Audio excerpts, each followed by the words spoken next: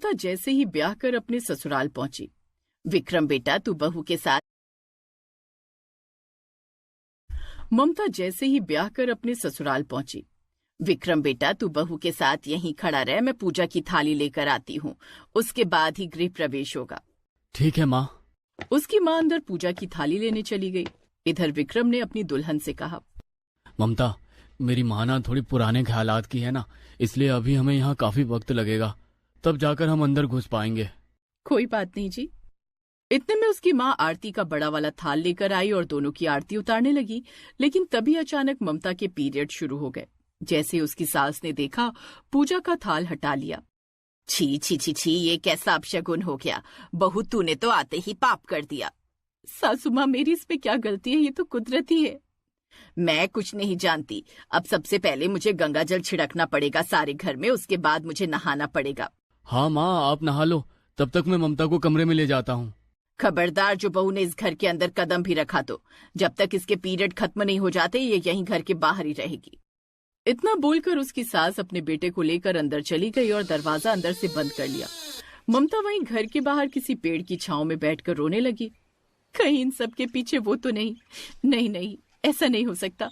मेरी सास इतने पुराने जमाने की निकलेगी, ये तो मैंने सपने में भी नहीं सोचा था। ऐसे ही धीरे धीरे वक्त बीत रहा था। वो वहीं पेड़ के सहारे सो गई। तभी कुछ भिखारी उसके पास आए। भगवान के नाम पे कुछ दे दे बेटी। उसकी आवाज सुनकर ममता की नींद खुल गई। ममता ने अपने पर्स से पैसे निकाले और उस भिखारी को देने लगी। तभी भिखारी ने देखा कि आसपास की जगह पूरी लाल हो चुकी है। वो समझ गया, छी छी छी छी छी, कितनी गंदी औरत हो तुम। पीरियड चालू है और दुल्हन के कपड़े पहनकर यहाँ बाहर बैठी हो।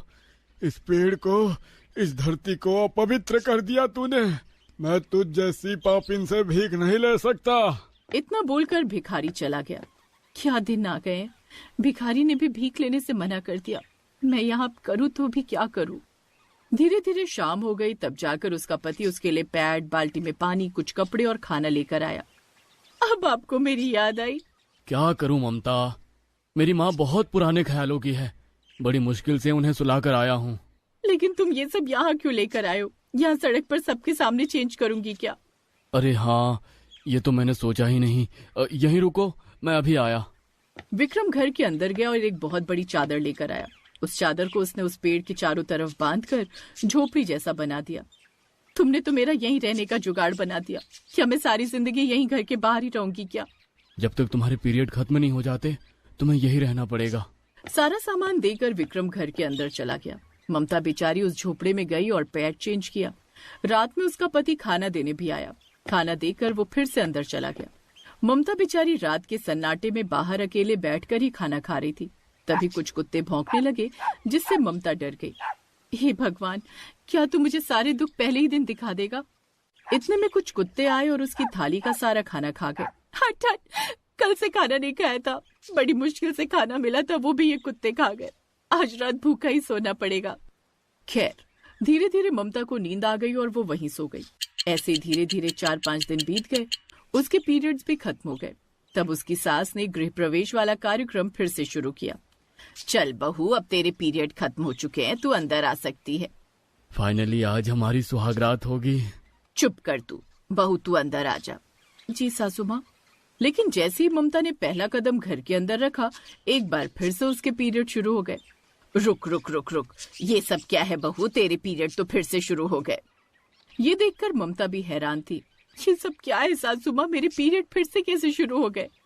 पीरियड तेरे शुरू हुए हैं और सवाल मुझसे पूछ रही है। आज फिर से पूरा घर गंगा जल से धोना पड़ेगा। चल तू बाहर जा। एक बार फिर से ममता बाहर रहने लगी। उसका पति भी बेचारा बहुत परेशान हुआ। वो रात को खाना देने बाहर आया। ममता, ये सब आखिर कैसे हो रहा है? जब तुम्हारे पीरियड खत्म हो गए थे तो दोबारा कैसे शुरू हो गए?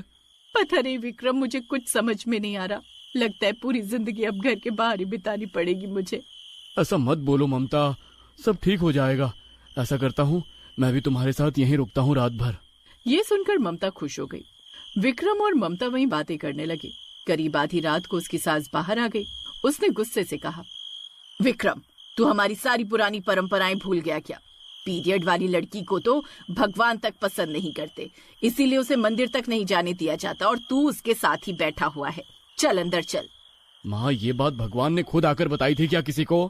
अरे अगर भगवान को पीरियड वाली लड़कियों से इतनी ही नफरत थी तो उन्होंने पीरियड जैसी चीज बनाई ही क्यों? मुझसे बहस मत कर। जैसी पुरानी परंपराएं चली आ रही हैं उसका पालन तो करना ही होगा। अब चुपचाप अंदर चल, नहा चल कर, उसके बाद ही सोना। अब चले जाइए जी, सासू माँ सही कह रही होंगी। विक्रम अपनी माँ के साथ घर के अंदर चला गया, नहाया, फिर सो गया। ऐसे ही धीरे धीरे फिर से 4-5 दिन बीत गए और उसके पीरियड भी खत्म हो गए। लेकिन इस बार फिर से वही हुआ। जैसे ही गृह प्रवेश की बारी आई, ममता के पीरियड फिर से शुरू हो गए। विक्रम, मैंने तेरी शादी किस पापन से करा दी, इसके तो पीरियड ही नहीं बंद हो रहे। अंदर पूरा समंदर लेकर बैठी है क्या? इसमें मेरी क्या गलती है सासू माँ? पुरानी परंपराओं से मैं बंधी हुई हूँ, वरना अपने बेटे का तलाक करा देती। चल बेटा अंदर चल। एक बार फिर से उसे बाहर ही रहना पड़ा। ऐसे 6 महीने बीत गए। जितनी बार ममता का गृह प्रवेश होता उतनी बार उसके पीरियड शुरू हो जाते। एक रोज कुछ मोहल्ले वाले वहां से गुजर रहे थे। अरे अरे, ये तो वही पीरियड वाली बहू है जिसके 6 महीने से पीरियड ही नहीं खत्म हुए। अरे छी छी छी छी छी, ये जरूर कोई पापिन औरत है। आज से इस गली से निकलेंगे ही नहीं, पीछे वाली ही गली से निकल लेंगे। तो इस तरह कोई भी उसकी तरफ नहीं देखता था। ममता इन सब से परेशान हो चुकी थी। इसलिए एक रोज, मैं परेशान हो गई हूँ ऐसी जिंदगी से। मेरे पीरियड खत्म होने का नाम ही नहीं ले रहे। अब मैं जी कर क्या करूंगी? इसी पेड़ में लटक जाती हूँ। इतने में विक्रम वहां पर आ गया। ये क्या कर रही हो तुम ममता? तुम अपनी जान देने जा रही थी। तो ऐसी जिंदगी जीकर क्या फायदा? सारे गांव वाले मुझसे नफरत करते हैं। मेरी तरफ देखना ही लोगों को पाप लगता है। जब से आई हूँ घर के बाहर बैठे बैठे परेशान हो गई हूँ। इससे अच्छा मैं भगवान के पास जाकर उससे ही पूछती हूँ कि उसने आखिर मेरे साथ ऐसा क्यों किया। सही कह रही हो ममता, अब कुछ ना कुछ तो करना ही पड़ेगा। मैं आज माँ से बात करता हूँ। उस दिन विक्रम ने अपनी माँ से बात की। माँ, आप इतने पुराने जमाने की हो, कोई बाबा या तांत्रिक तो जरूर होंगे ना जो इस रहस्य को सुलझा सकते हैं? क्योंकि लगातार 6 महीने पीरियड, ये नामुमकिन जैसी चीज है। डॉक्टर भी इसमें कुछ नहीं कर सकते। सही कह रहे हो। मेरी नजर में एक बाबा हैं, आज रात उन्हें बुला लेती हूँ। करीब आधी रात को जब सारा गांव सो गया, तब उसकी सास एक अघोरी बाबा को बुला कर लाई। उनके पूरे बदन पर राख लगी हुई थी। रात के अंधेरे में बहुत डरावने लग रहे थे वो। बाबा, यही है मेरी बहू। पिछले 6 महीने से इसके पीरियड खत्म होने का नाम ही नहीं ले रहे, इसीलिए इसका गृह प्रवेश भी नहीं हो पाया आज तक। गृह प्रवेश क्यों नहीं किया? बाबा, एक पीरियड वाली लड़की को घर के अंदर कैसे ले जा सकते हैं? इससे घर अपवित्र हो जाएगा। ये किस पाखंडी ने बोल दिया आपको? जिस वजह से ये जीवन है, आप है, मैं हूँ, उसी चीज को अपवित्र बोल रही हो। खैर बहू, अपना हाथ आगे करो। बाबा ने ममता का हाथ देखा और फिर अपनी आंखें बंद कर ली।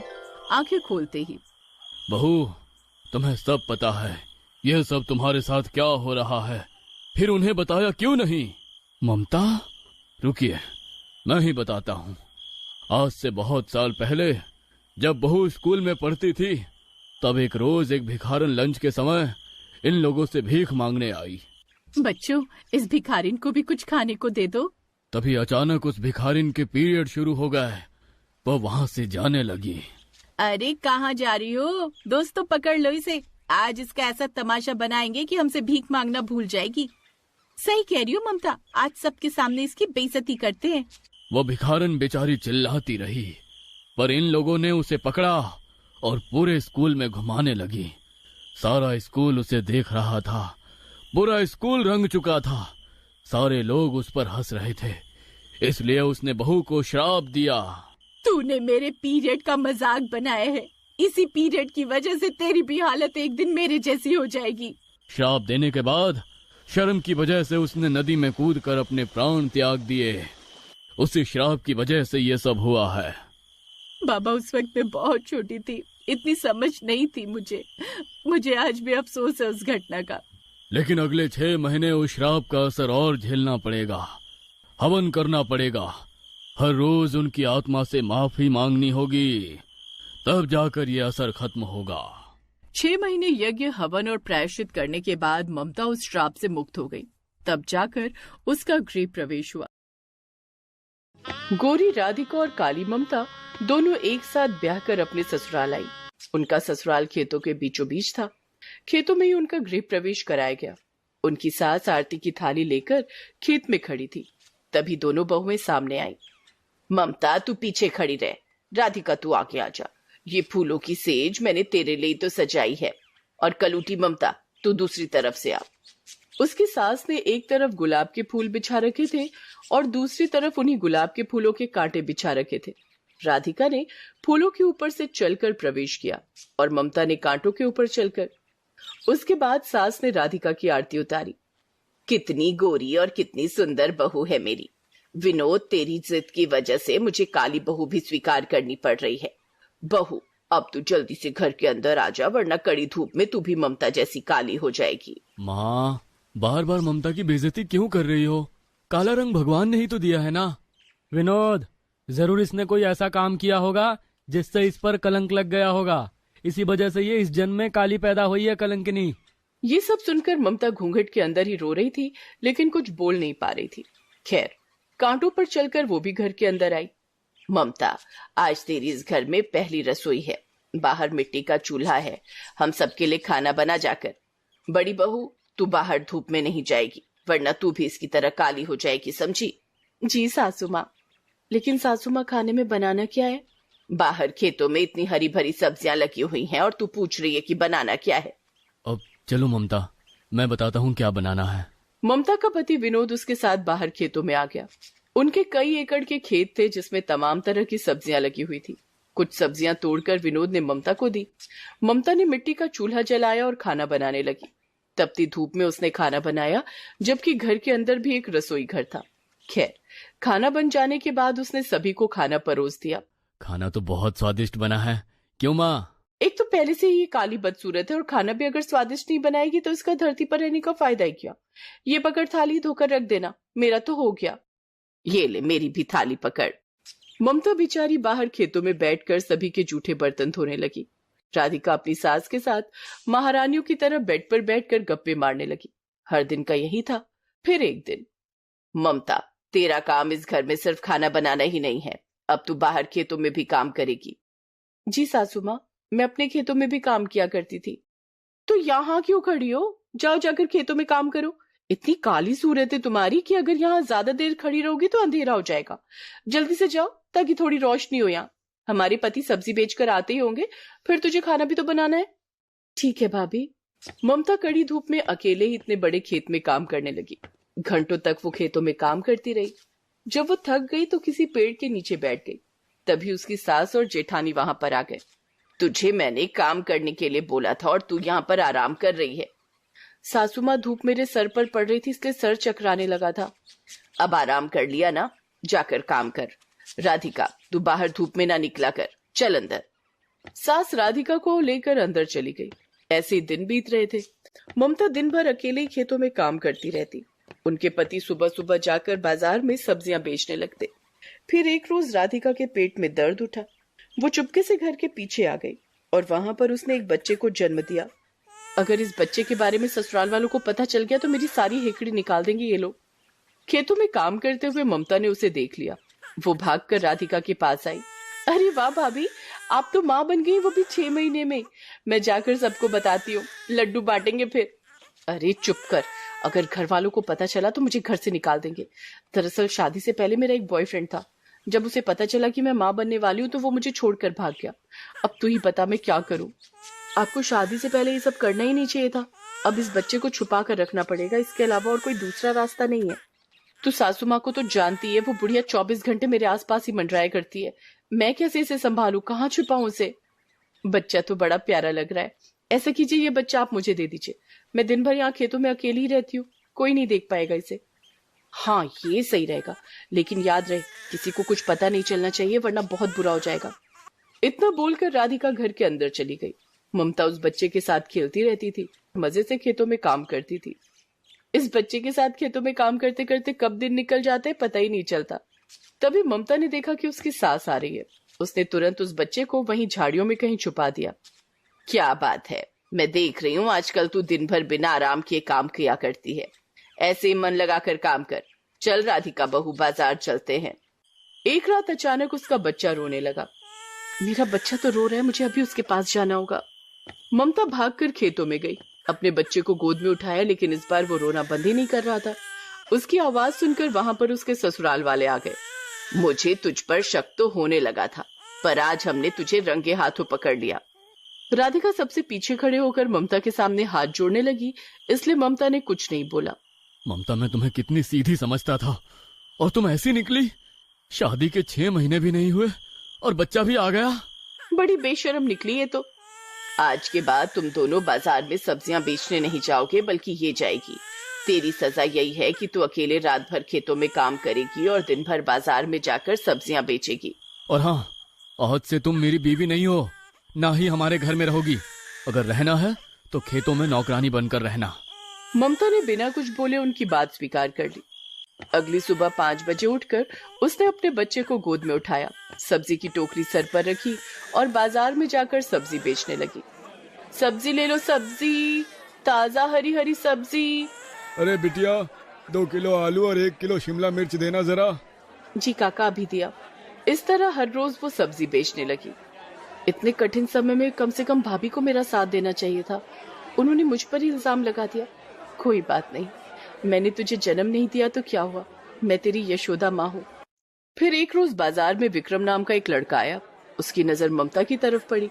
जैसे ही मैं इस बच्चे को देखता हूँ, मुझे ऐसा क्यों लगता है कि मुझे अपनी तरफ खींच रहा है। आज इससे ही सब्जी ले लेता हूँ। विक्रम भागकर ममता के पास गया। बच्चा रो रहा था। विक्रम को देखते ही वो उसकी गोद में आने के लिए तड़पने लगा।